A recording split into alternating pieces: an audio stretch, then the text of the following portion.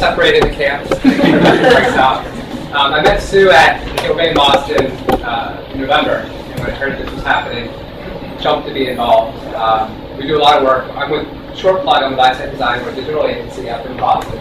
We do a lot of work with CMS and just helping organizations sort through all the choices and do CMS successfully.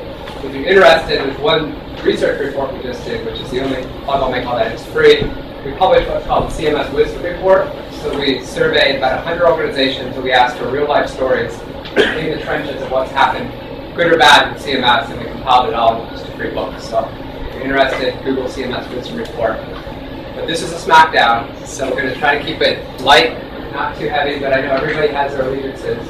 By way of hands, how many people have had experience working with one of the 5 platforms here today? Okay, so probably about 2/3 of the group.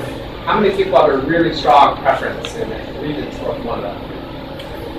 Okay, so there's folks to be convinced as we get through here. So one of the things we're going to try to do is, this is not a session for tech support or like really, how do I get my site up on WordPress and Drupal? Although I anticipate some technical questions will come up, but we're trying to get a real sense of how organizations sort through this complicated mix of systems, how it really adapts to solving business and marketing needs, and just getting perspective from these 5 folks in terms of what these different platforms offer. So I thought we were originally going to have some slides, hasn't been difficulties prevented it, which I think is a good thing. We have beer, PowerPoint and beer don't really mix. What we're going to do instead is we're just going to go down the line for just get you all oriented with who's here, what they represent, I think how you got involved with the platform of your choice to begin with, and just a brief introduction kind of how it works and how it kind of fits into the CMS landscape. So let's start with WordPress. Hi, how's it going? My name is John Jacoby. I work for a company called Automattic. They are probably most popularly known for providing WordPress.com. Also, find purveyors of other pieces of software services like Kismet, WordPress, a few others. I kind of first found WordPress probably about 4 years ago. I found WordPress and some of the other sister projects, BBPress and BuddyPress, kind of all at the same time. And I found it just from client needs. I was just using other platforms at the time, and WordPress didn't do exactly what I needed for it to do. So rather than taking pieces of it and hacking it, I just found the source and started contributing code back upstream. And the more that I did that, the more that I was recognized for doing that, just kind of reciprocal. So my role at Automattic is I'm on the .org team specifically, so I work 100% of my time is spent developing open source software or supporting the community that runs all of the other little things, like WordCamp.org, the individual track instances and all those things, just maintaining and keeping those things all alive and working. A majority of that time is spent leading the development for BuddyPress, which is some social networking software built on top of WordPress, and then BBPress, which is like bulletin board support software, which is currently a standalone piece of software that you just install like you would WordPress, and working on refactoring that into a plugin for WordPress so you can easily just kind of install it and turn it on and go. So that's what I do, and that's, I guess, WordPress and me as a whole. Great. Sure, so my name is Bryan House, VP of Marketing at Acquia. Acquia is a commercial open source company providing support and services for Drupal. So we provide obviously 24/7 enterprise support. We provide hosting, plugin services to your Drupal site like search, and a service similar to Kismet called Malam for Drupal. I've been involved with Acquia and with Drupal for just over 3 years. Actually, I came from the traditional content management space. I worked at a firm, Documentum, a big lumbering document management firm, and somewhere along the line I got religion and said, there's got to be a better way. I've sold Documentum to many, many customers and sat in the conversation like, why am I doing this? So I came over the open source side, and really what attracted me to Drupal was, in what I think the reason people choose it in some certain cases, is it is simple enough to do small sites, but really it's powerful and architected in a way to really scale to big sites. And so I think those of you that are familiar with Drupal, we all know the WhiteHouse.gov, the organizations like Turner Broadcasting, NBC, large organizations like the New York Stock Exchange were all making platform decisions to move all of their sites over to Drupal. And the reason is the scalability and the architecture behind the platform. We all know it's a great development environment, and that attracts people, but in many cases it's perceived as difficult to use by content contributors and end users. And so a lot of what we're doing at Acquia is to sort of address that and give a SaaS-based offering, Drupal as a service called Drupal Gardens. We're spending a lot of time investing in the user experience around Drupal to make it more approachable for people. The nice part is you can build a site in Gardens and export it and put it anywhere you want, so you get all your Drupal code with you, take the whole thing. So that's it. Hi, I'm Ruthie BenDor. I run the Boston Expression Engine Meetup group. I'm also a designer and developer. I work in-house for a nonprofit law firm, is one way to put it, and I also freelance, and sometimes I sleep. I started working with Expression Engine probably about 3.5, 4 years ago, so around the same time we started working with WordPress. My background is I've worked a lot with a lot of smaller organizations, so small businesses, nonprofits, foundations, organizations that are doing important work but often don't have in-house technical staff. And a lot of the time, I started off building sites for these organizations using the free tools out there because a lot of these organizations have budgets, so not very much. And I started running into some of the limitations of some of the free tools out there. Technical limitations, trying to force WordPress and Drupal to do things that they're really not supposed to do. And also, as you say, sort of a more staffing limitations of non-technical people trying to maintain a website and just not being able to invest in training to a level that would allow them to really own this product that is their site. So after studying, I don't even know how many different content management systems, I came across Expression Engine.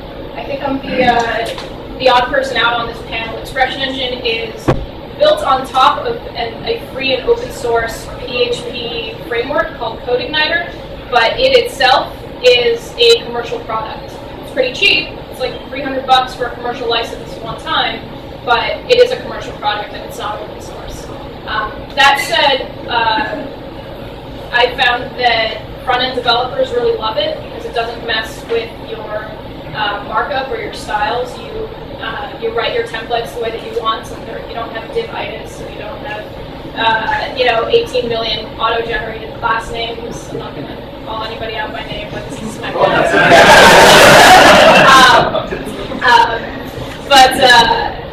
So that is very nice for me because I am more of a front-end developer.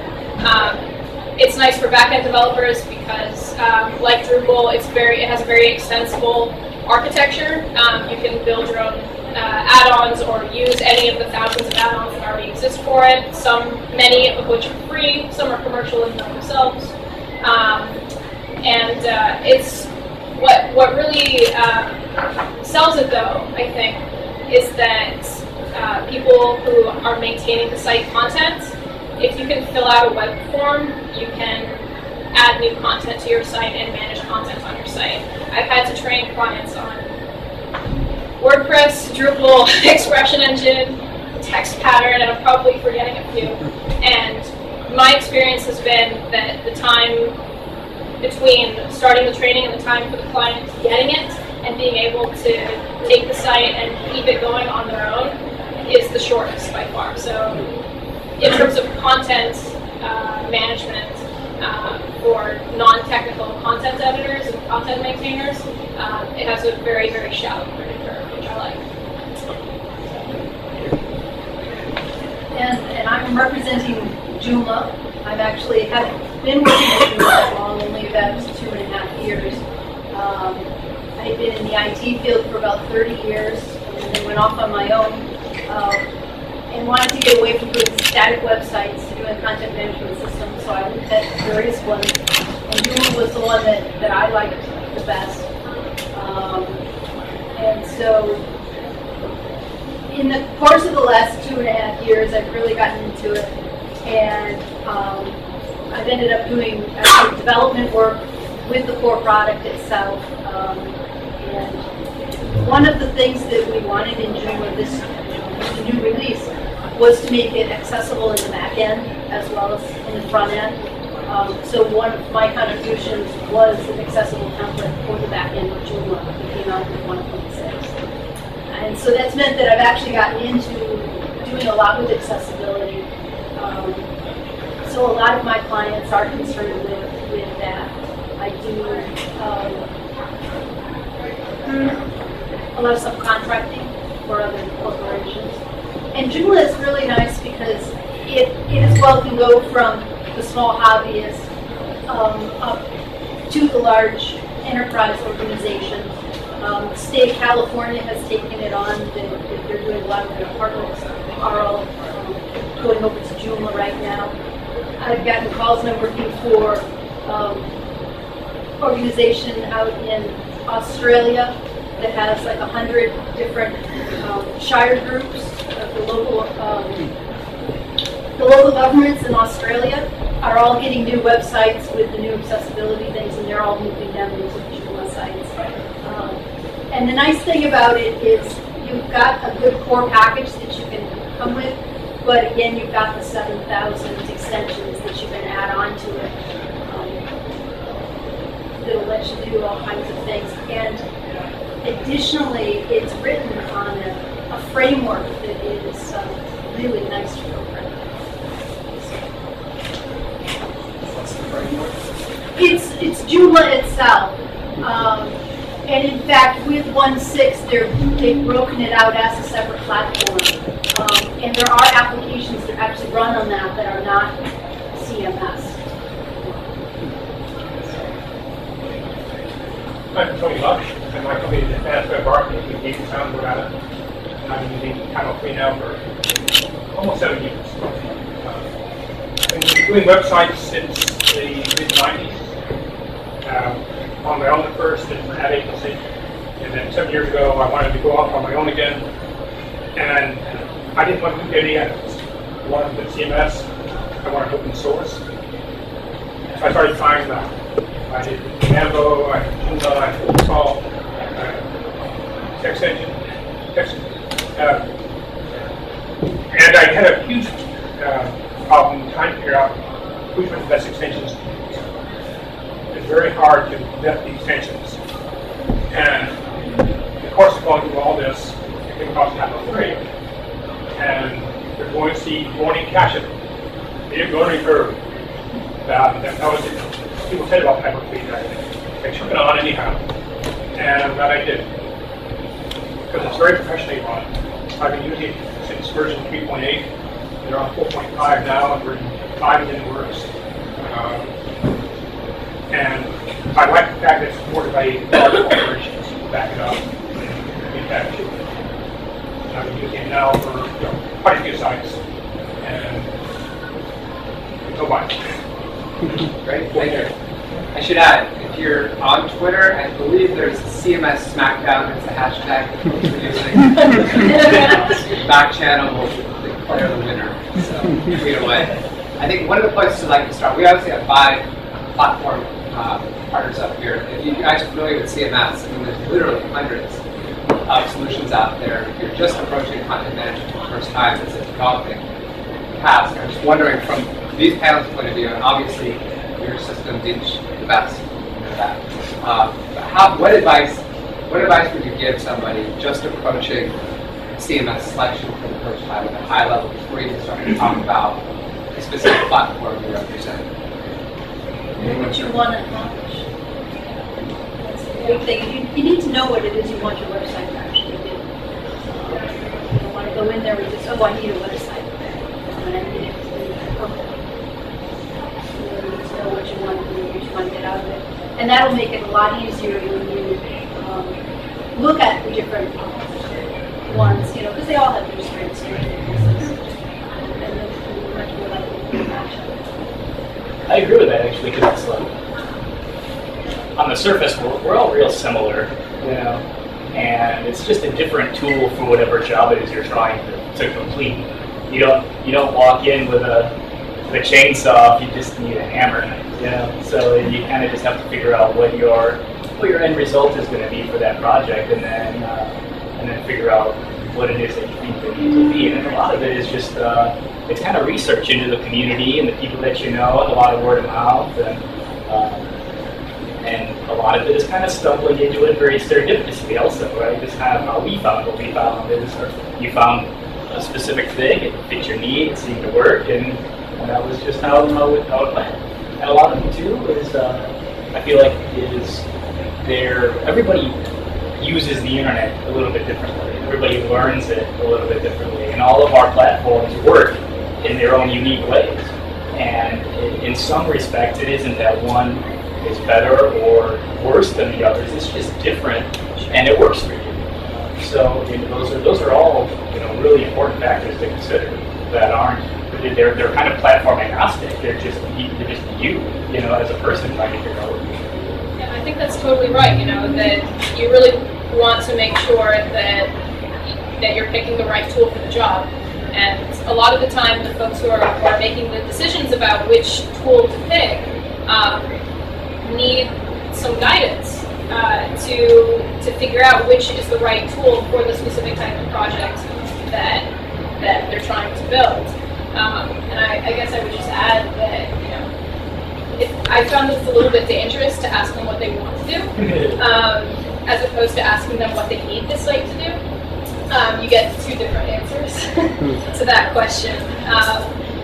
Start with asking them what they want to do, and then say, okay, your launch next month. What are the core things that this site needs to accomplish? Well, and you sort of want to ask it. I mean, this gets back to any website you're doing with people. Is you need to ask it in terms of what their business needs are actually, though, so not what their solutions are for their needs. A lot of them need education because they don't realize what potential we have. Aside from the marketing perspective, part of the deal is how do they depend on the website. That's important. Yeah, I think one thing I'd add is you should also think about sort of what you want to do and sort of where your sort of passion lies, and also what the requirements are for the site. A lot of times you hear people describe themselves they use a particular system because they're a front-end designer or they're a front-end person, versus the thing we hear in Drupal is I'm a developer, I'm a back-end. People like that sort of Drupal is the app framework. So sort of depending both on what your requirements are to integrate it with other back-end systems, you need to do something, or where your passion lies, that becomes an important piece for types of systems that you'll use as well. The choice is hard too, because all of our platforms have this robust plugin architecture, right? Modules and everything. There are very few like WordPress installations that I've seen that are identical, because there are 10 or 12,000 plugins, and everyone has 10, installed, and they're doing their own thing, and there's thousands of themes that you can pick from. And if you're a developer or a designer, you can also just roll your own, but pretty quickly once you start to get fluent with it. So it starts to become real blurry, like which one you would want to pick and why. Because WordPress starts off as a blogging, publication software, and you put BuddyPress on top of it, and now you have a social network. You have friends and groups and forums, you have all these things with one thing that you install and turn on. So anything can be as big as you want. It just depends on what pieces that you want to kind of turn on. So it gets real blurry. But don't put in 100 different things. That won't work. It's a scale problem. All extensions don't work equally well. That's true. One thing that's hard to reconcile with the CMS market is the fact that, on one hand, the software, the initial platform, free, $3, free in terms of just getting the door. But you have commercial vendors that are charging hundreds of thousands of dollars for licensing what on the surface looks like similar, foundation technology. Can you talk a little bit about what is the difference between these expensive commercial systems and some of the platforms you represent? Is it a scale issue? Are there reasons why you would select different sources of commercial? You don't need to get religious, but it's hard to reconcile free with platform versus hundreds of thousands of dollars. Well, we see this a lot because the types of customers at Acquia that we deal with. There's a couple things that you're paying for when you spend hundreds of thousands of dollars in license. You're paying for the 8-legged sales call. The 2 salespeople, the 2 technical architects, the product manager, and all the people that have to go and do that sizzle demo that looks great to the content creators. But the IT people are like, oh yeah, that's not actually how it works, but it was a great demo.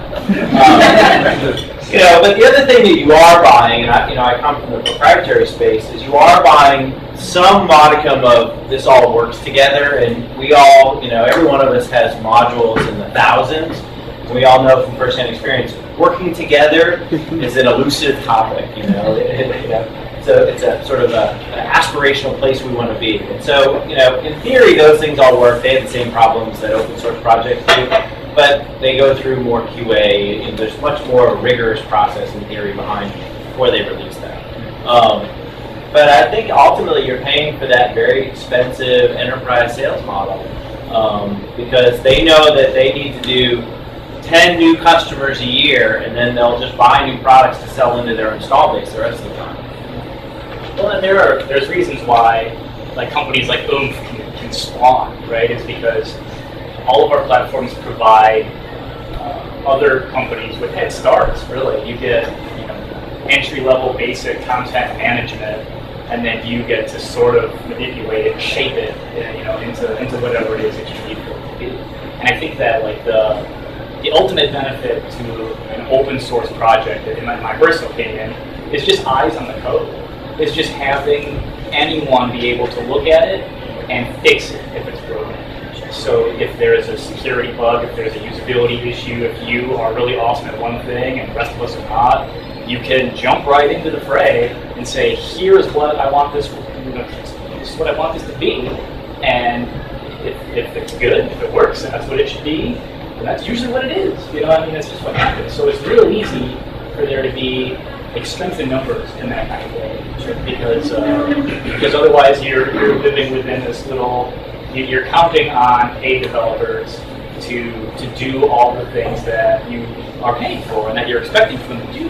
But you don't know it, and there's no real way to speak that language because you're paying to not have to speak that language. So. I was just going to say, I agree with you about. That's definitely one of the core values of open source, the idea that anybody can look at the code and see this is good or this is not good and make a decision to use it that way. And that actually is one of the reasons why I am, even though Expression Engine is a commercial product, one of the reasons why I am still comfortable using it is because sort of the guts of it is open source. Anybody can, it's exactly the same as WordPress and Drupal. Anybody can see it, contribute to it. And there's as a developer, that's very comforting to know that. I think that one of the, in this room, I'm sure that most folks, maybe everybody, is a fan of open source because it's for exactly that reason. It's a great model. One thing that I've run into though is that companies, organizations, that the end clients who are getting these sites like the idea of there being a company or some sort of organization that stands behind this platform that is now running their website. If their developer goes AWOL, are they going to be out of luck? And so one of the nice things about Expression Engine is that you pay $300 for a license or $100 for a license if you're a nonprofit, and then you get free support from the company that makes the system. You don't have to, hire Acquia, for example. But you can. Yeah, absolutely. And Joomla is the same way. There are people out there that's their business models they're supporting. Sure. So they will support. I think when you look at the commercial model for development, there are all kinds of financial constraints and budgets, and all the campaign can do when you're hiring people to develop the code for your product. And that has its advantages to be describing. At the same time, you can't put a quality money into the platform. And with open source, we have more people contributing, which is an advantage, but we have a control. And so what we want to look at is, how is the management of the open source program run? How well is it run? How are we going forward in the future, helping the next version after that, version after that? And then, secondly, what businesses can support you staying right? And how many different companies can support not afraid or support the phone or doing that? So you aren't beholden to any one vendor. And that's where open source may have some advantages because there are more vendors out there. If you're unhappy with one, then somebody else out. I would say that that's true of many of our platforms, though. Open source or not. If you're unhappy with whoever your vendor is, there are certainly other options out there. And I would say, not to pick on the more popular ones, that would be rather than the panel. But they're popular over here too. They are popular over here too. Popular everywhere. One million downloads. That's pretty awesome. No, really, that's really awesome. I think also is that we've had 500,000 of 1.6 downloaded in the last month, and we've had just as many of 1.5. Oh, yeah, and that's funny because we're all sort of celebrating like a new milestone, It's right? January, There's a new version of all of our platforms. That's true. We just Expression Engine 2 get a number. 1.6, 4.5, Yeah, we're all. Expression Engine 2? Yeah. So So the higher the number, the better. yeah, so we're like WordPress related. See, we just can't count too high. That's why we only have one scale. Yeah, We've done out of one always. Anyway, I was going to say that while it's nice, it's reassuring that if you don't like your vendor for your CMS, you can find another vendor who knows your CMS for any of our platforms. I would say that for the more popular platforms, of which all of us are the more popular platforms, it can sometimes be overwhelming for an end client who doesn't like their vendor and wants to find a new vendor to go out and look for a new vendor because there's like 1,000 developers within spitting distance of you that say, oh yeah, I'm a WordPress developer, I can help you out. Which is, that's on the one hand that's great, but on the other hand that means that it makes it more challenging for the organization to find someone, who's the best suited for that particular task. And it depends on whether it's you're talking a small organization looking for something little, or you're talking an enterprise that needs somebody who's going to support it.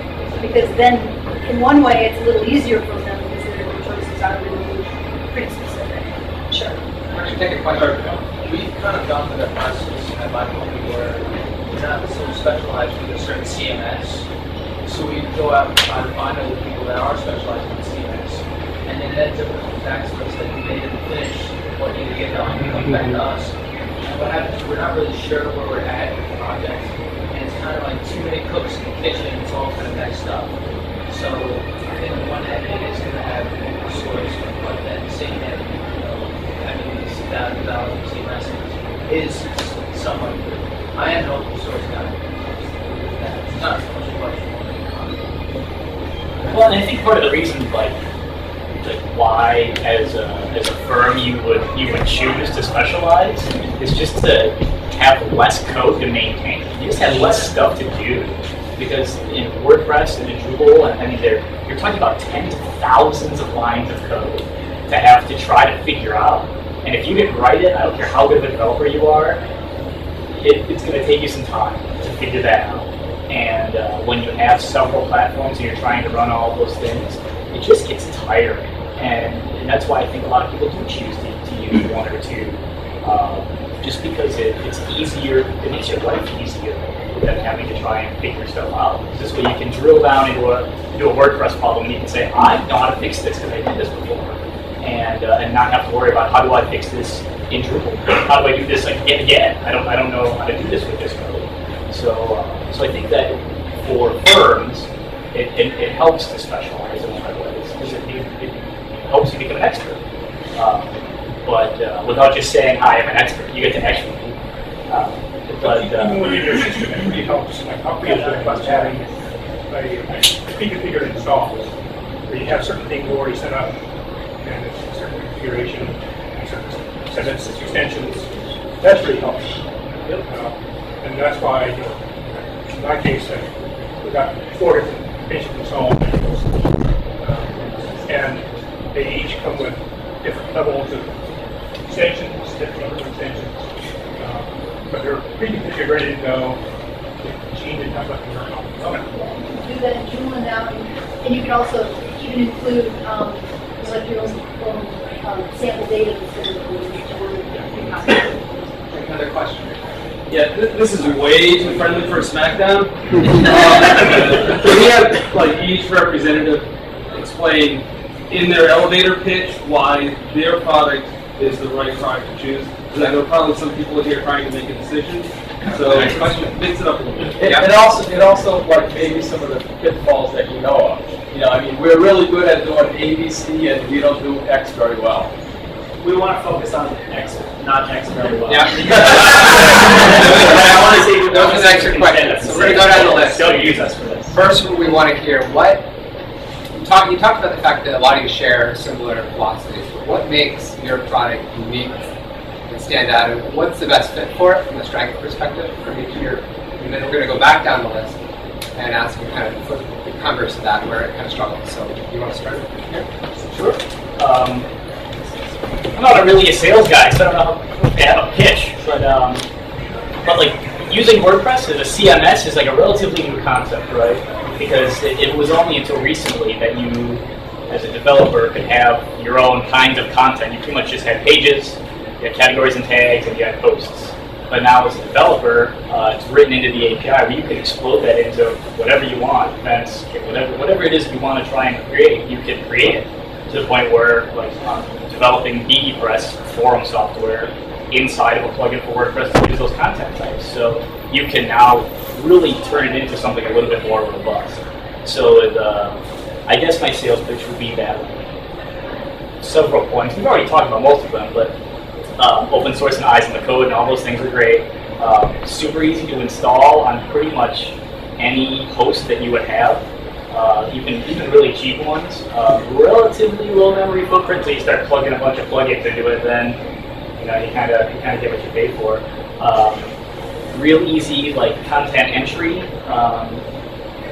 Super easy one-click updates when there are software updates. We went through a couple of security updates even in the past month, where it's just one click to update and install and go. So if something comes along, it isn't this, what's my FTP? How do I get back into it? What do I need to do?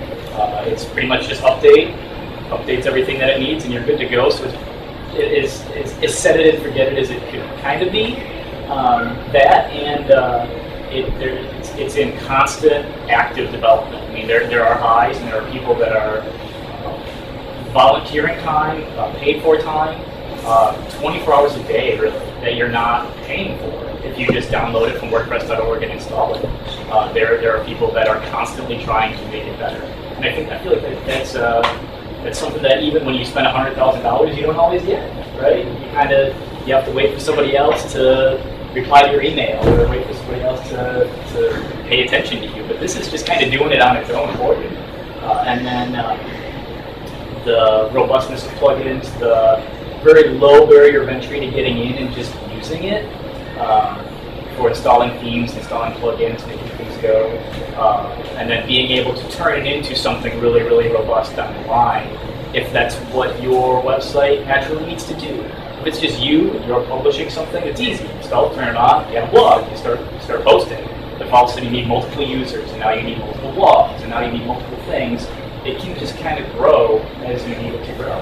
And I like even when I was contracting and freelancing, that's a huge thing that I've seen that people constantly need. It starts off as 1, it ends up into 5, it starts into 100, and you have this huge thing. So for it to be able to scale, like in terms of users and stuff like that, I feel like it's really powerful. So I don't know.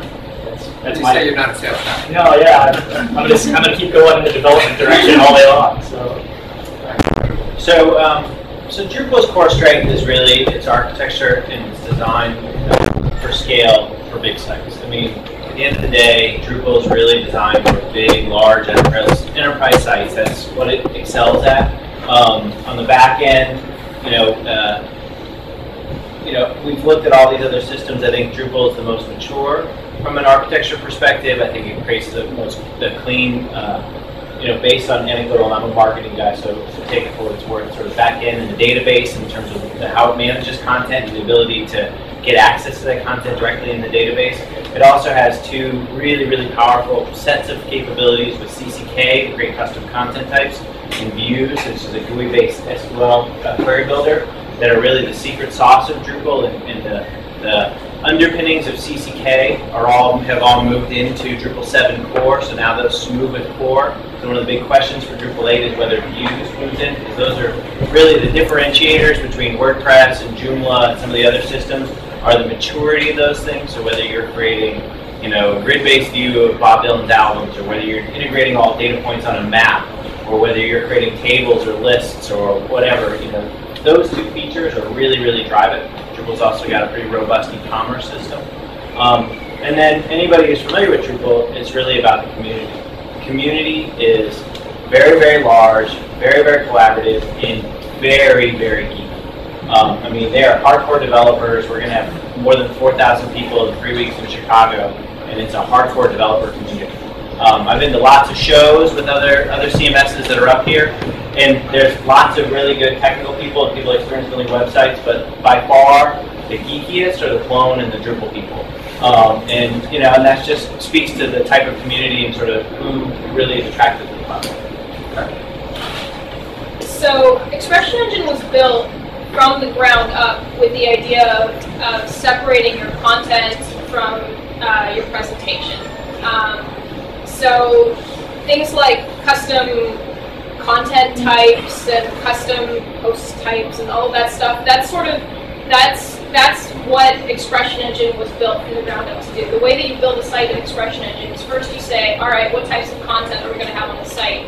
We're going to have a blog, we're going to be posting press releases, we're going to have a calendar of events, we're a law firm, so we're going to be posting cases, we're a foundation so we're going to be posting information on all of the zillions of organizations that we've given money to for the past 50 years. So this idea of being able to model your content in the system, and that's sort of that's what you have to start with. It makes it really, really easy for content administrators to relate to their site, to understand what it is that they are putting in. And it's not every single one of these systems has different terminology for describing the same things, and CCK and Drupal and custom post types in WordPress, and within Expression Engine it's custom content types, but it's baked in. It's not an afterthought. It's not something new that just got added. It's been there from the beginning. So that makes it really, really great in terms of getting content into the system. If you're getting content out of the system, what makes Expression Engine excel is the ability to pull content out into your templates any way you want. There's custom Expression Engine syntax that you mix in with your HTML, and you can also run straight PHP, and you can also run straight queries. So you have full access to anything that you would have with any PHP or any MySQL queries that you want to run. You can do all of that within the templating engine itself. It's not an added feature. It's not an add-on. It's all just kind of baked in. So I would say that Expression Engine's sweet spot is, and I'm not even touching on membership. One of the nice things about or users, again, each of the content management systems has its own terminology for how to describe people who are members of a site or users of a site. One of the great things about Expression Engine is just like you set your own types of content, you set your own groups of members. You're not just limited to 5 levels or whatever pre-built levels. You set groups of people based on what your organization actually is doing and what actually makes sense in terms of real life. So I've used Expression Engine successfully on very content-heavy sites that have lots and lots of material that needs to be kept up to date. and some e-commerce sites as well. Again, sites that just have a lot of material that needs to be sort of sliced and diced and outputted in a pretty maintainable way. You could use it to run a site that's just a blog, but frankly, it's overkill for that. Use WordPress for that. Joomla. And again, it's one of these, that you can go from here all the way up to there. One of the things, though, that it's really good at is people who were static web developers that want to get into content management system. The way that it's set up is you could just take your home page, add in about 4 lines, and it will run the Joomla site for you. So that if you know HTML, CSS, you can go and do development of websites in Joomla and be really sophisticated at it. It also means that if you're a designer, you can really make it look like what you want to, because you're going in there and you're looking at mostly HTML. You're not having to deal with the PHP and all of that, so that it makes it really nice for designers to be able to get in there and feel comfortable with it and do what they need to with it. Joomla was set up starting with 1.5 and moving into the back end with 1.6, so that it is object-oriented. I'm talking just like here. Object-oriented uses MVC, all based on design patterns, so that it's got it that it really does separate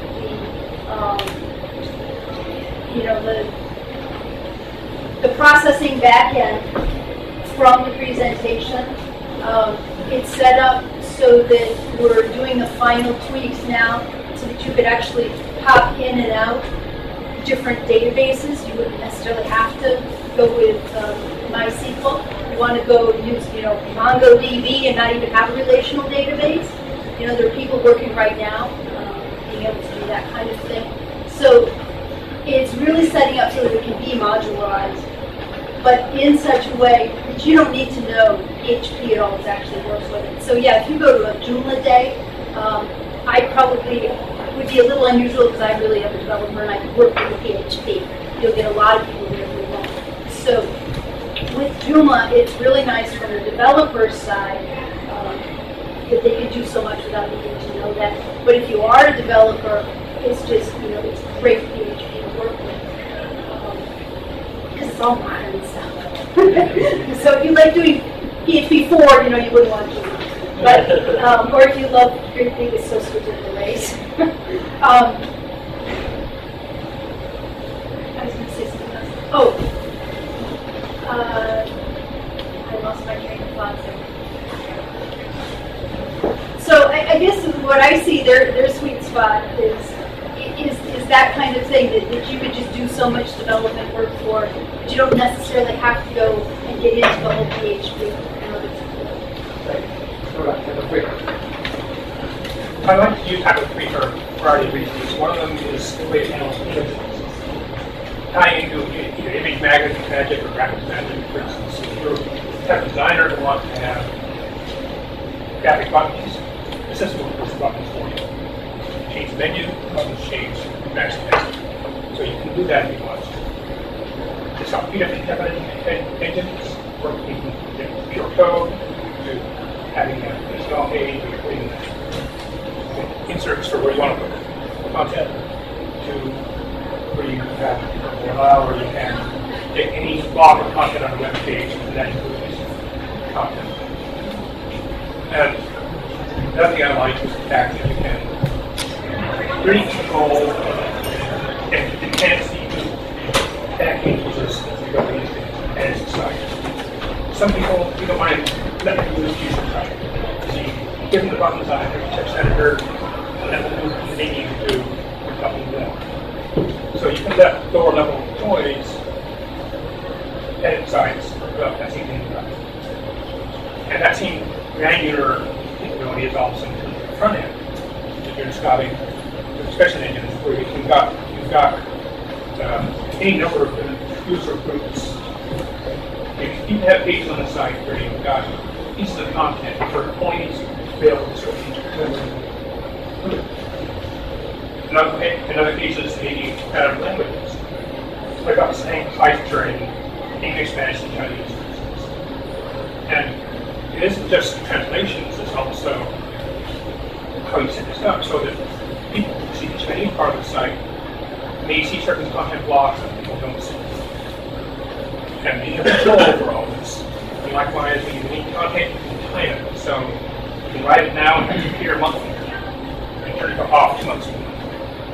So you have all these kinds of controls. And you can teach your clients how to use the site well. And you can work with any number of different designers and produce a very nice site, a very effective site. And having multilingual people off this job is very helpful. Yeah, I've got one site right now. One site last year was just 2 languages. Looking back, we have 6 new sites in the same engine with 6 of the sites, 4 of them have got 3 languages. So no problem. Do it all in the same install.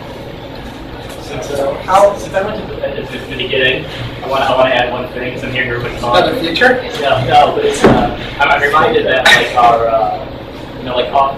our development philosophy with WordPress, at least just with the core project itself, is decisions over options, because options are intimidating, right? I mean, if you're presented with 100 decisions that you have to make, options and things to turn on and off, you're overwhelmed, and it's important to have all those functionalities. But the experience of it is you should be able to just turn it on, set 1 or 2 things, and have it go, and so that I guess I guess it is sort of how everybody else would work too, but I know that our mantra is really just that. Well, it's definitely like the paradox of choice, and I think all the open source projects really suffer from this. And one of the things that Dries Vertark, the Drupal founder, has been a big advocate of is what we call distribution. BuddyPress, I think, would be the same in WordPress, and I'm assuming they're in all the others, but some way to prepackage all this stuff. So there's a whole set of users that want to get into the code and figure it out and do the modules, but after 100 modules or 1,000 or 5,000, all right, finding all the modules, it becomes a less rewarding exercise. Building your own are cool, but just package it up for me, and then I'll turn stuff on or off, I'll break it and figure it out what works for me. But I think that actually, as we think about where this market goes, that actually gets really, really interesting. What's a way to package a distribution up that's useful for business people and for somebody who wants to start fast and doesn't want to spend months figuring out how to work, investigate what they need, but at the same time retains the flexibility so that way they can turn off half of it and integrate it into Salesforce or their back-end LDAP system or whatever their other pieces might be. They don't give up the things that they chose open source for in the first place. So far all these systems sound pretty great. What is, I mean, from your perspective, certainly there's situations where it's not a good fit for organizations or projects that just haven't gone well for a certain reason, but what are situations where you would not recommend your specific platform? Is there one really? Why would you not? No, That's not acceptable. we're not allowed to give like the like when like a job interview you get asked what's your greatest weakness? And it says I'm too much of a perfectionist. Yeah, it's not really. So let's keep it real. Yeah, certainly it can't fit every single scenario. What scenarios does it not fit as well? Where maybe you can make it work. There's probably a better solution out there. It's hard. It is because I think WordPress you can download it and install it and go, or you can run something like WordPress.com with 27 billion. If you need for it to be something huge, you can do that. You have to obviously you're throwing servers and things at it, but if it needs to do it, it can do it. WordPress.com does not run anything. I mean, it runs plugins and additional modules to make it WordPress.com. But the core of it is WordPress.org that you download. It's the same package. So it's a tricky question. I guess it's. There's something you wish it would do better. I guess the thing that I wish that it would do better, which place to do is actual like federation. And if you don't know what federation is, it's being able to kind of have your data coexist with other data that maybe you're not necessarily attached to. So everybody has one WordPress blog, and then maybe you have another WordPress blog, and maybe you've got 5 friends that have WordPress blogs. And how do you get them to talk to each other in a way that doesn't involve, you know, a whole lot of complicated authorization and handshaking and making all these things talk to each other. So that's one thing that we would like for it to be able to do better. But interestingly, the rest of us will all say the things that we think the other systems do better is blogs. So just use WordPress to do a blog. Cheers! I've got a question. I guess I've not had experience with any of these systems. I've got extensive experience with the system I use, but I'm just going to try to evaluate like alternatives. I'm more concerned about like the end user experience because I don't want to train our army of 200 content maintainers. So I'm kind of like wondering like what it is from their perspective, Right. and how strong your systems are there.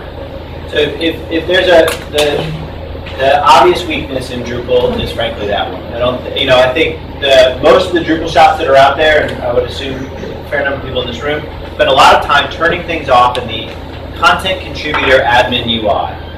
Take away flexibility. The beauty of flexibility is you can do anything, but when you're a sledgehammer, everything looks like a nail, right? This is a problem actually we at Acquia have. Is people come to us all the time and say, give us the enterprise Drupal demo. But we don't build sites, we have partners that build sites, and partners, when they ask to give to the demo, they show a site they built. And typically what they've done is they've redesigned the admin UI for people for training purposes, frankly. So then we show them the real Drupal admin UI, and they're like, oh my god, I don't want that. Yeah. So it's a challenge we're struggling with. So I think that actually in the Drupal world is for the non-content contributor who doesn't care about web technology, is not interested in the CMS, is just trying to do stuff. That's the biggest weakness. That, and you're not going to build a blog. Well, and I would say that's probably WordPress's strongest point. Really, assuming one content type or two content types. Well, right. I mean, it's but even in any platform, when you have several content types and you have to start making decisions about what you want to do, when you're allowing someone to make that decision, they're going to do it wrong. I mean, it's just that unless they've been trained to do it correctly, or unless it is dead simple, there is just too much room for error. So let me introduce you to Expression Engine. Can I answer that question? I don't want to lose this thread. Yeah, because I'd like to. Let's go down the list. Succinctly, what is from an expression standpoint? Yeah. Where's not fit? Where's not fit? Well, again, I would say that if your site is basically a blog and a couple of static pages, It's Smackdown all day. yeah, pretty much. Then it's overkill. You can do that with Expression Engine, but you also can do it with Drupal and Joomla today, and I imagine with Typo 3. But it's going to be easier to do it with WordPress. And I would say also that in terms of greatest weakness, the Expression Engine runs anywhere that WordPress does. Or anywhere that Drupal does. Probably more places than Drupal does. It has a very small footprint. I run it on cheapo web hosting. No problems. The one thing about it that's not ideal is the install process is a little bit of a pain in the butt.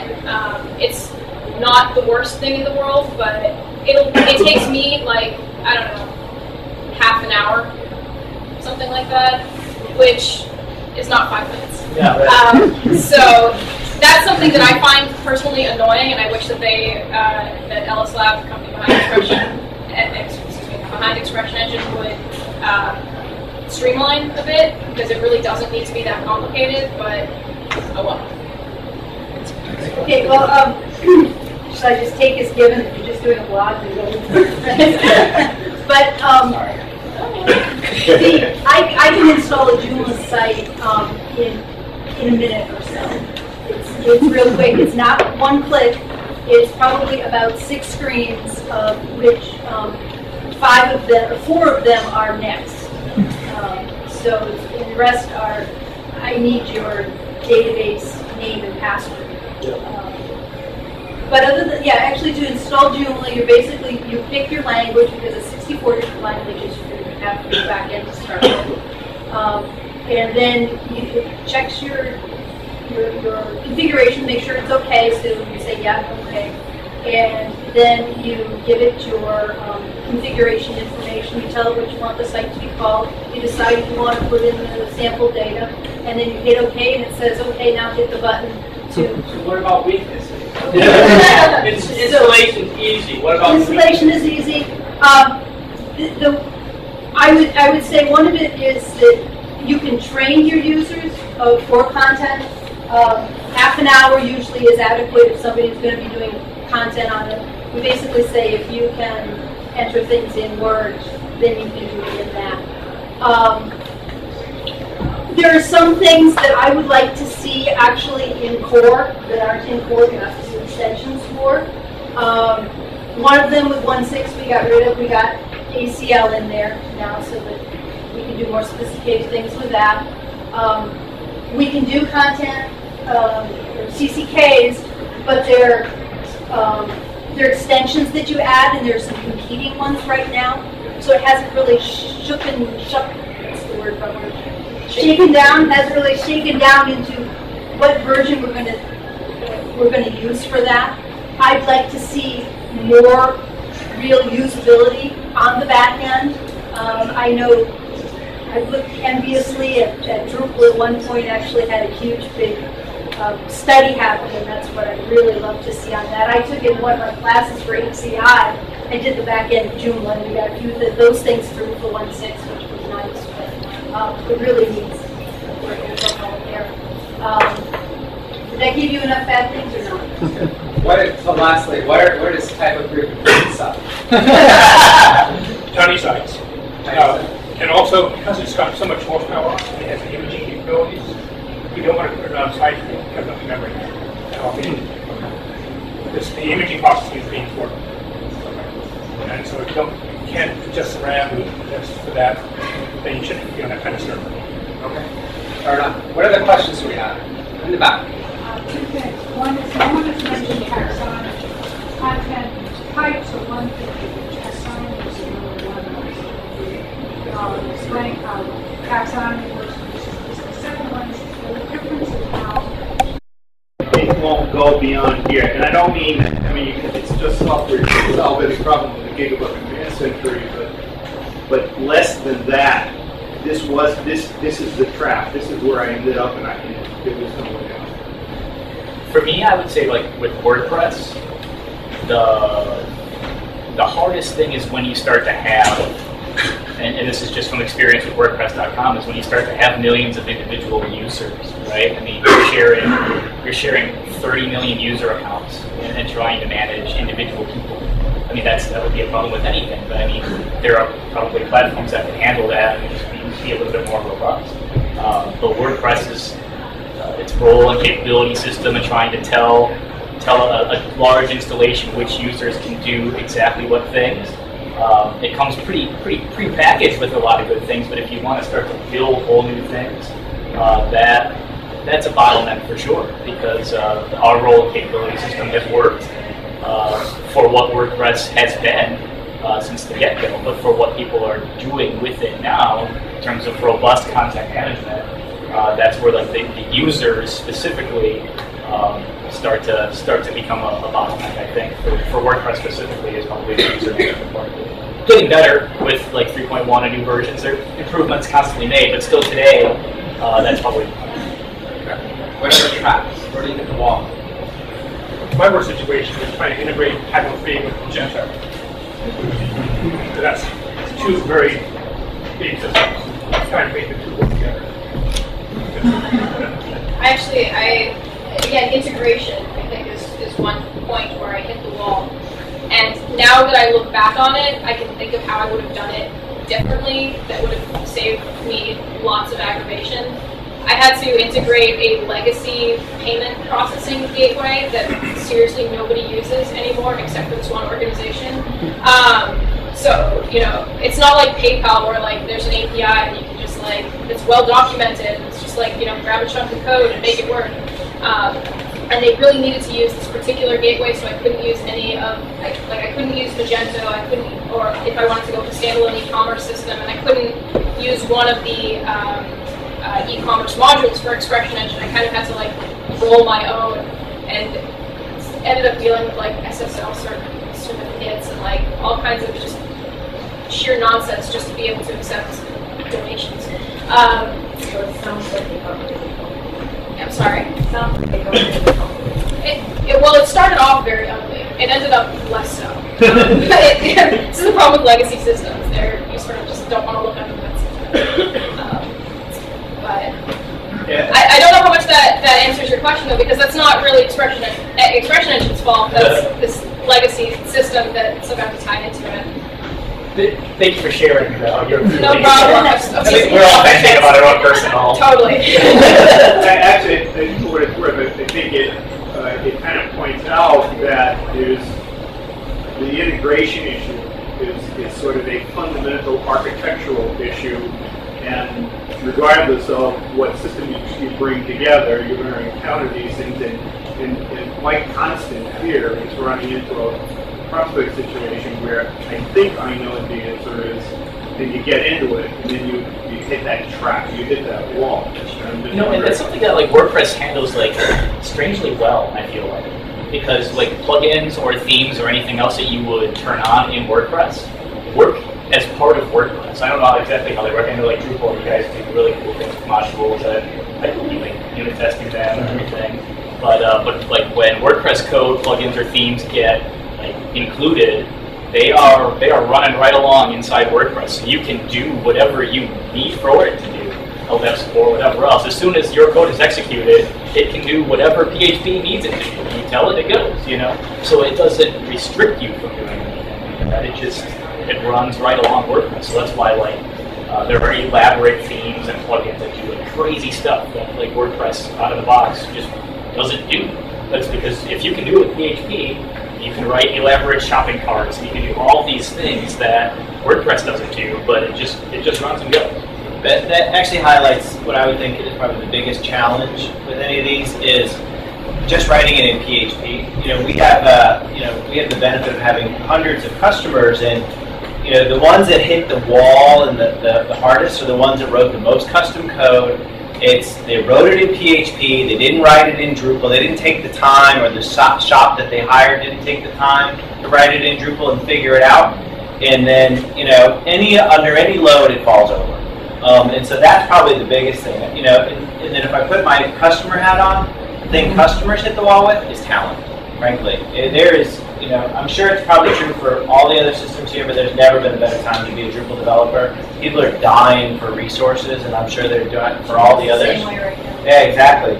I mean, so if you're looking to build a career, I'd do it here, because that is the number one wall everyone's hitting. We had Dries Matar was in Australia 2 weeks ago, and a large travel guide, global firm that does city guides, was really ready to spend like $9 million on Drupal implementation. They couldn't find the resources to do it, so they ended up choosing a different CMS. So, you know, that kills us because we have training and we know all these people, but you know, that's ultimately the access to the people is the hardest thing right now. Well, yeah, it's easy to build something crappy in any system. Right, I was just going to say, one of the problems that you do have with Joomla is it's so easy to become a developer in Joomla that you can end up with a lot of really bad recruiters in Joomla. Sort of like anybody who can, yeah.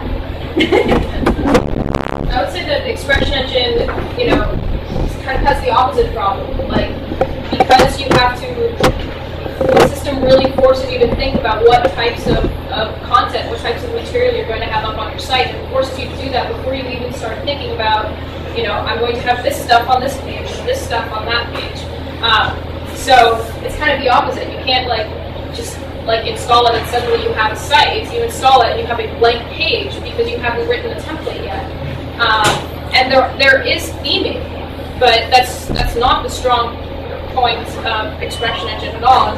I'm actually okay with that, because if you're building a site in Expression Engine, you're not building a site that is like a cookie-cutter site. You have your own needs, and it's nice to not have to start with a theme and then rip it apart to get what you want. You sort of build it from the ground up the way you want it.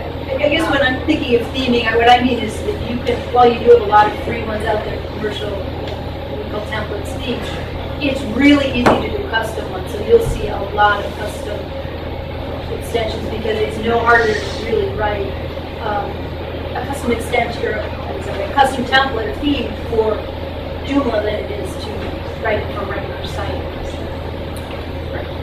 Question? I'd like to ask each of the panelists if your CMS went away, what here would be your second choice?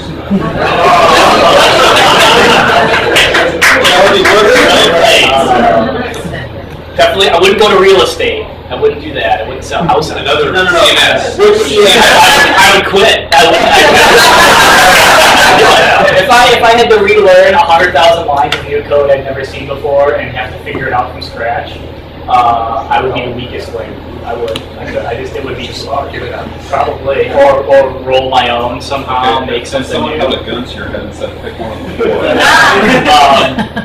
Well, it's hard. I met a couple of the Typo 3 guys at the Google Summer of Code Summit this past year, and they were super good guys. And just the community and the way that they were specifically made me want to learn more about Typo 3.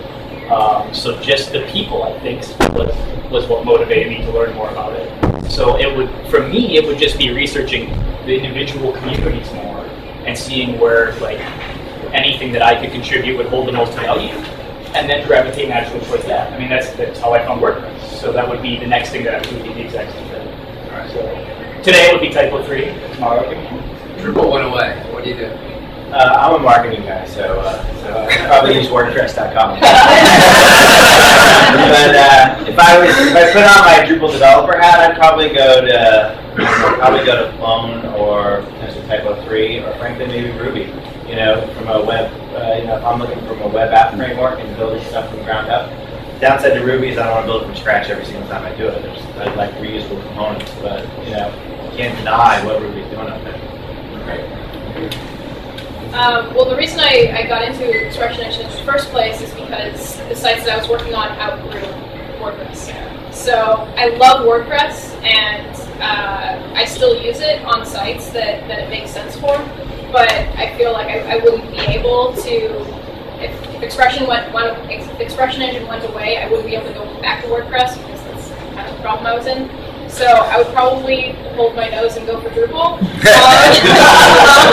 I showered today. Just because, and the reason I say hold my nose is because, again, as you say, the architecture, the infrastructure of Drupal is outstanding. It really is outstanding. The user interface makes me want to gouge my eyes out. Like it's pretty terrible. And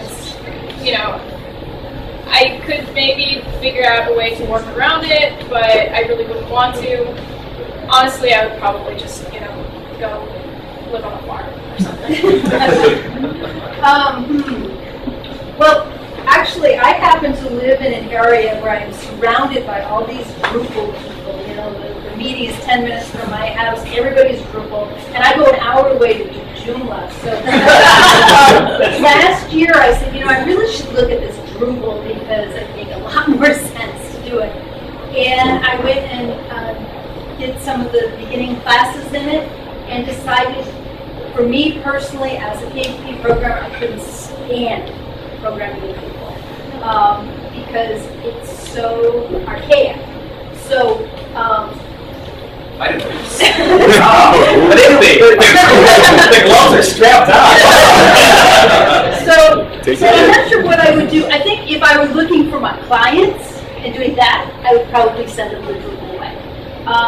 For me personally, I would probably have to go looking further and possibly begin clone, learn another language, So I would have to go. That's actually a really useful distinction. Were you asking what we personally would do or what we would push our clients towards? You personally, what you'd embrace, which I think if you mostly work with clients, I think is what your clients do. Well, you can get different clients. if you're working with one that works better with certain clients, well, those are the clients you're gonna get. So, yeah. I have to think about marketing because I am in the enterprise marketing, and I had to give up title upgrade about 7 years ago. I've done some Drupal sites. I didn't comprehend it. But most of my target market, well, probably the choice. The issue is that there's so many developers out there. How do you differentiate yourself in business? Other questions? I have one. Well, I was just going to see, I know I asked this to Jake, but I was hoping before we end up we get a shout out from other CMS. Like Plum. Right. As the man with the plum shirt. Okay, Plum, any other shout outs we want for CMS? Well, can I give your quick 3 weaknesses and 3 strengths? Real quick, sure. Strength, workflow. You talk about content management. That second word is management, so workflow. If you're more than a one-person organization and you have a workflow, flow, internationalization, if you're thinking about internationalization, it's close written on top of Python. Security is a strength. Weaknesses, there is a significant learning curve. It is not a load up, run right off. And the second thing would be, a second weakness would be, it's not an easy drop in on your GoDaddy site. It's not a MySQL PHP. It's written in Python. You almost need, as I've heard someone say, a virtual dedicated server to run it. So, no, you don't. You can run it on Rocket just fine. So yeah, there's hosting for it, but it's not a drop on my $10 GoDaddy site. Because I actually did look at Plum before I went to Joomla, and that was the reason I ended up going to Joomla rather than Plum at the time, because I wanted something that could, you don't want to really put it on GoDaddy, but you could put it on those services. Okay. Another question back there? Yeah, I'd like to hear about plugins. So my experience with mainly with WordPress and Drupal. WordPress, there are probably 200 Twitter plugins out there, and they all kind of suck. With Drupal, there's one Twitter module that does a gazillion things and is hard to use. I'd love to hear about how the other communities deal with plugins and what the pros and cons are to a free-for-all versus a more controlled environment. Joomla's more on the 40,000 Twitter version, I think, rather than one specific one. Except I think Facebook seems to be the really popular one. So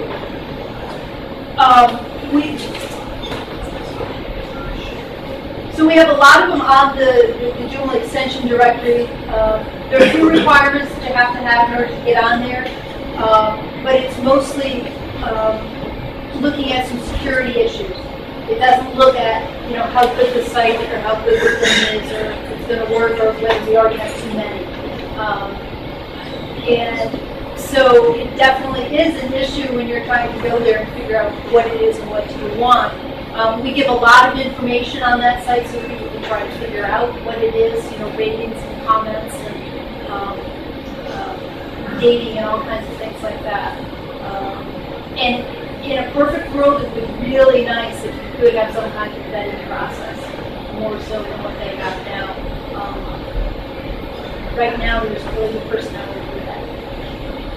One thing I like about Taco Free is the offshore. If you're around the world, it's got 4,800 attentions, some, quite a few. And they're clearly labeled whether they're obsolete or beta or alpha or stable. And you can tell how many of the current versions have been downloaded, how many earlier versions have been downloaded. You can see who the authors are. There's a documentation requirement, and there's a format for documentation. There's a structure required for extensions in terms of the folder structure and the naming structure and all these other structures. They're tools, so you can tell how well they're built.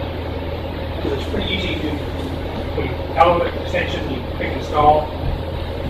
You install the database tables. You create other pieces. Part of that depends on how complicated the extension is. There's also easy on install. And that's the I think the problem is like how many Twitter plugins are there for I think there are 3 or 4 for Expression Engine, and not 200 and not 1. So I kind of like that there are a fair number of add-ons for Expression Engine, modules, plugins, extensions, a couple of different types, but the umbrella term is add-ons. I like that there's a fair number. I'm pretty sure there's over 1,000 at this point. I know there's over 1,000 at this point. But at the same time, the average quality tends to be quite high. Even for the ones that are, sort of more trivial things, like a little thing that counts the number of words that somebody's entered into a field so they don't go over 15. Even the more trivial ones tend to be pretty decent quality. And the free ones, they're open source, so people can download them and look at them and tweak them and read them if they want. I think that there's a few fundamental issues that cause that. The first one is that plugins like Twitter plugins could do anything. It could just be a feed. It could actually pull them into a post type. It could do a lot of different things. So plugins will do different things. So there's a different need for each one of those. The bigger problem is one where there isn't a central place for developers to actually come together and then just make one good one, or make their decide that they want to join forces and merge their code together. Or something like GitHub makes social coding really easy. Something like SVN and hosting your code is really just a fetch and retrieve kind of, and you're putting it in, you're getting it out, and there isn't a whole lot of collaboration that happens there. So I think that, fundamentally, that's just a WordPress.org education and community issue that could be solved with maybe a better UI, a better integration for each individual user that has plugins to be able to contact other plugin developers and say, hey, I found this in your code, I'd like to make it better, I'd like to contribute to it, or I'd like for you to look at my code and collaborate more. And we're actually working a little bit more towards merging a lot of those platforms and systems together. We have profiles.wordpress.org where you can look at any individual user that's registered on WordPress.org, see plugins that they've got, tickets that they've posted, project plugins that they've got, activity for commits, and a timeline of everything that they're doing throughout anything that's on WordPress.org, BuddyPress.org, or BBPress.org. So underneath it all, BuddyPress powers a lot of this aggregation. So right now all we're doing is really just making sure that those things are communicating together. The next step is actually building the front end of it that says, hey, I like your plugin and I want to give this code to you, and for you guys to actually have your own dialogue together. So there are processes in place to try to alleviate some of that, but you also don't want to stifle it. You don't want to tell people, we have too many Twitter plugins, so you can't put yours in there. Yeah, you can if it works, and it's not base64 coded, it's not, all these things that make it non-GPL, then let it go, but it's a balance that's there, and I think that it's one of education and just and a developer community. It's also a community approach. I mean, in the Drupal world, they'll, there's a lot of explaining to do if you don't submit your patch to an existing module. That sort of people feel the need to write blog posts and explain why they had to create a new module that did, and there's, lots of, it's collaborative in that manner, in that, people are encouraged to, if there's competing modules, to find a way to work together and do that. But at the same time, there's competition's always good, drives innovation. So the interesting thing with Drupal is it's always had CVS to manage patches, and now it's moving, Drupal.org moving to GitHub. So it'll be interesting to see how that impacts sort of collaborative development. Closing up here, any final questions that haven't been answered? Just one. Okay. Thinking of the government market, how do you cover accessibility, ADA kinds of issues? Drupal right now is incredibly popular in the government, funding open government, whitehouse.gov. I would say it's okay with accessibility. There's some things that you can do in the theming layer that are good and to help you with 508 compliance. There's other things that it doesn't do out of the box that you needed to tweak it. So it's got a mixed track record there at best, specifically on accessibility. You want to add anything? Yeah, actually, having gone through review and cleanup of that for CVS Caremark's corporate website, it took us about 2 hours to go through and do a little bit of cleanup and make sure that a Drupal site was fully compliant, both in not just 508, but any like WCAG or like WCAG guidelines and all that stuff, basically through like level 1 and 2. It's very possible, and really that was made possible by the fact that we had a really well thought out theme. So it was good, solid HTML and CSS, and that was really the basis of it that I think would work with any of these.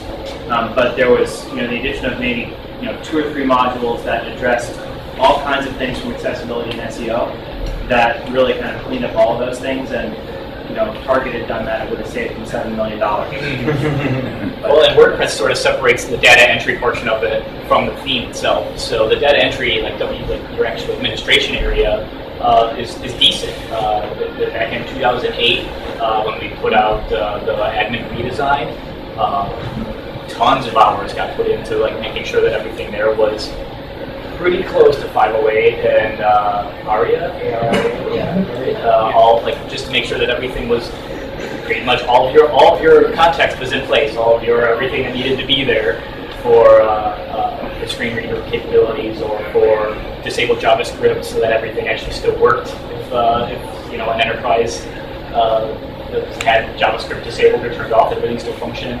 Like all of those things got swept through and audited 100% on the admin area. But on the front end of your website, that's just up to the developer to make sure that stuff's up to snuff. Yeah. I was just going to say for Expression Engine, the front end is going to be exactly as accessible or as inaccessible as your front end developer wrote it. There's no extra stuff in there that Expression Engine throws in that makes accessibility an easier target to hit, nor is there anything that it throws in that makes it a harder target to hit. It's your markup. It's actually a really interesting question. I haven't checked the Expression Engine control panel. I haven't run it through accessibility tests. My guess is that it's pretty good, but it's really just a guess. I haven't tried. It's remarkable what people think actually is accessible turns out not to be. With Joomla, when they put out 1.5, they put a great deal into accessibility on the front end, and they actually ship with an accessible template, so if anybody wants to use that as a basis, they could. When we shipped 1.6 last month, one of the things we did is we moved that accessibility to the back end as well. In fact, I wrote the template that we use in the back end now for 1.6. And I didn't use 508, I used WCAG 2.8 because we are so international that 508 made no sense at all. Since that's just strictly the US. So that's how we approached it, was to do it that way. Title free certainly is becomes 508 capable on the front end. I haven't used in the back end on the front end. So it all depends on what you use for the design. And so Jane Wells works with me at Automattic, is our user experience expert who's educated beyond my means and all of those things. Who's pretty much sole purpose for the most part is making sure that the WordPress admin area stays compliant and stays user friendly, while also trying to meet as many of those, but trying to be as friendly with all of those different. Because there's a handful. It's hard to be perfect on all of them. So there's a dedicated emphasis towards that in the WordPress.org infrastructure already built in from Automattic. In fact, down in Australia, the national government there just is requiring all websites to meet certain standards by the end of next year. And so there's a big push right there on all the governmental sites to get it done, and we're working a lot with a lot of those. Great. Because we're doing a bunch of things. Any final question? Stumper, thing you're wondering? All right, to close, I'd like to have each panelist, if your CMS was a vehicle, which car would it be? I'll give you a few seconds. I'm a car person. I have to go last because I'm an okay. I'm not a car person. All right, we'll start over here with. Oh no, this is cool. Talk very slowly. Yeah, real slow. Mercedes. Mercedes. All right. Which one?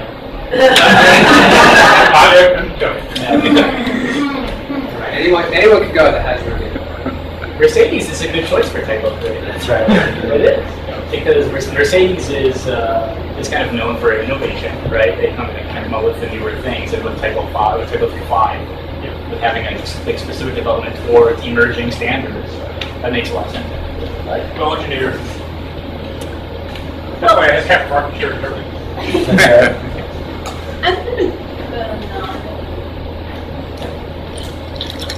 I'm going to go with a Honda Fit. Just because that's been voted, it also has to be my car, so I think of it. It's been voted the most, what was it? Has the best value of any car according to Consumer Reports. And it looks like it's just this little thing you can't do much with. I don't know if everybody knows what a Honda Fit is. You know, it's this little $14,000 car. It's about this big. I have put 2 kayaks inside and closed everything down. My 11-foot Christmas tree in there closed everything down to take it away. So it really looks like it's just this very kind of pedestrian, there it is. But when you open it up, it's like so utilitarian and so useful, and I think it's gorgeous. Mercedes, Honda Fit, what else? What are those? What's the company that makes cars that you like customize? Like a mini That's what I'm thinking of. Scion. Okay, so I'm going to go with the Scion. Except if everyone can just imagine in their mind a Scion that actually looks nice. And the strawberry was like this in the back end, the teenager Transformer. Isn't that called Honda Fit? Well, you know what? I'm a Honda person, so. The CRXSI was the best car ever made. But the Honda Fit is just, there's no horsepower there, man. No, You can't. But you can put 3 more engines in the back if you want. That's true. This could be a whole separate session. I would have to say, and I'll be judged by anybody else that I work with for my answer, so there are repercussions for this. But I would say like a Honda NSX. I would say that. What type of car is that? Well, it's an Acura NSX, a Honda NSX. It's like a sports car, their wannabe supercar, kind of. They don't make it, but free. Because I mean, it's fast, it's light, it's performs like extremely well, but you can also customize it if need be. You can bolt stuff into it and make it better, or you can completely rebuild it and make it a race car. You wouldn't necessarily want to tow anything with your Honda NSX. You can tow things with your Honda Fit. You could tow something with the Fit. Wow. I mean, you could tow with an NSX, but you'd look really silly. So I would say an NSX. So,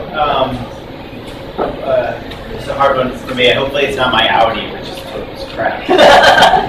But it's I guess for Drupal would be like a BMW, like a fine-tuned German engineered sports car, but I'd take it to West Coast Customs and totally trick it out.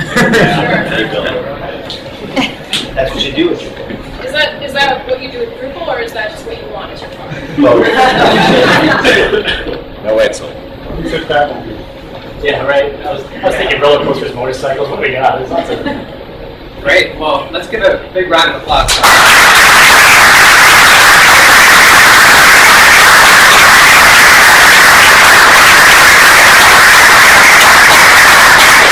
And thank you to WordPress and Drupal Meetups for getting together. I assume that these folks will stick around if you have specific